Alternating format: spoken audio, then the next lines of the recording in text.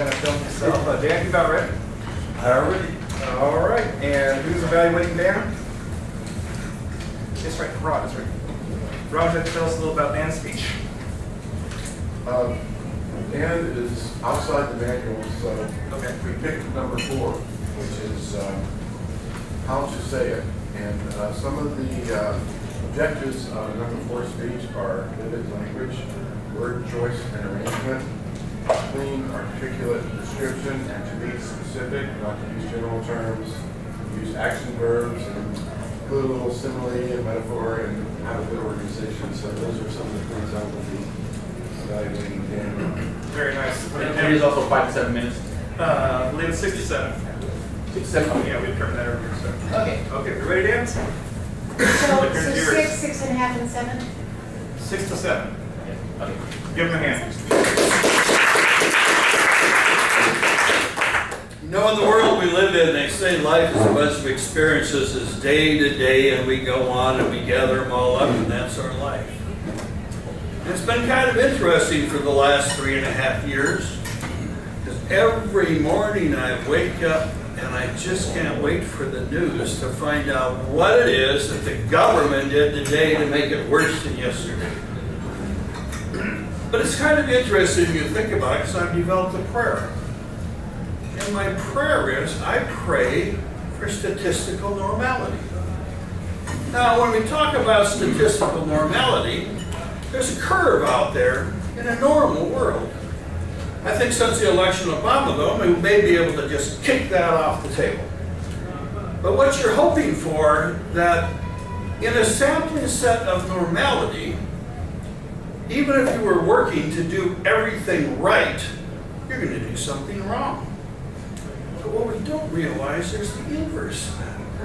And what it is, Obama's administration is perfect. They have yet to screw up and do something right. So they have it down to the science. And I just thought that was pretty remarkable that they were able to do that. But then today, a situation occurred today that, I'm sorry to share this with you, but it just broke my heart. I was listening to the PAC. One of the PACs for Obama was saying that Bain Capital they had a steel company, and their steel company, they had to shut down, and this guy lost his insurance, and his wife had cancer. She died, and it was horrible.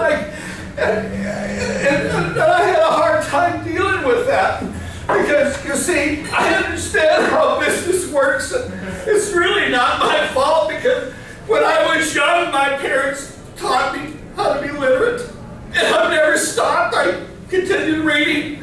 I joined the Democratic Party. I wouldn't have to worry about all that stuff, but I didn't. And you know, it's funny how business works. It's a simple equation. You know, most people don't get it.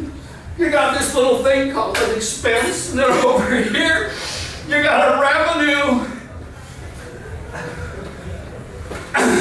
And when those two aren't equal down here, your expenses are greater than your revenue. Greater than your revenue, you've got a deficit. And when you got a deficit, what happens? That means you're paying money to stay in business, and you have to shut the business down. I know business was horrible. I know what. Bain Capital didn't do this. I know who did it, and it's heartbreaking, because I can identify the people that did this, and I know who they are. And when you know who did it, and you just sit there and you say, how can I share this with the world? Why don't other people see this? I'll tell you who did it. Who killed this woman was the government. And they used the tools that the government has to do it. And this is how they do it. It's very simple. Expenses.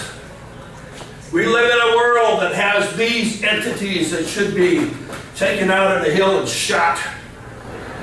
We got income tax. We have the EPA. We have all kinds of government regulations. that increase the expenses for any business in America? EPS. I don't know all the acronyms, and nobody else in the face of the earth does either. Anyway, what you have is that. So what you end up with, the situation is the reality, and here's the reality. What you need to do is you need to control pricing, all right? So how do you control pricing in a world that has open competitiveness with the rest of the world? And then we turned around and we got the stupidest woman that walks the face of the earth named Hillary Clinton. And she is in the State Department. And you know what she said the other day? She was in Egypt saying, in our democracy, I was sitting there, what the hell country does she represent? It's not the one I live in. But what does our State Department do? This is how screwball our State Department is. Our State Department will put all these expenses on our business. Then they turn around and they don't put a tariff on incoming to this country. What they do is they give them trade agreements where they can sell in this country cheaper than we can produce it in this country, all because of the expenses the government puts on our businesses. So what happens? The income cannot keep the business going. The business can't keep going, you let go of the people. You let go of the people, they don't have insurance. When they don't have insurance, what do we do in a stupid nation? Hey, here's what we do. The government just puts you out where you can't work. So what we'll do is we'll add some more expenses. We'll put social costs over here. For the guy that can't work, we'll give him money on welfare or whatever reason he is. Put some more costs than those few businesses are operating. And then we wonder why the system don't work. All right? When you look at the absolute economic illiteracy of our Congress, it is beyond compare. There is not anywhere known in the history of mankind where 350 people in one place have shown such ignorance. I'm going to leave you with two things to always remember. First, if the government's involved, it's a mess. Remember that. Second, if the government tells you something, it's a lie. And with those two policies, you can understand America. Mr. Toastmaster.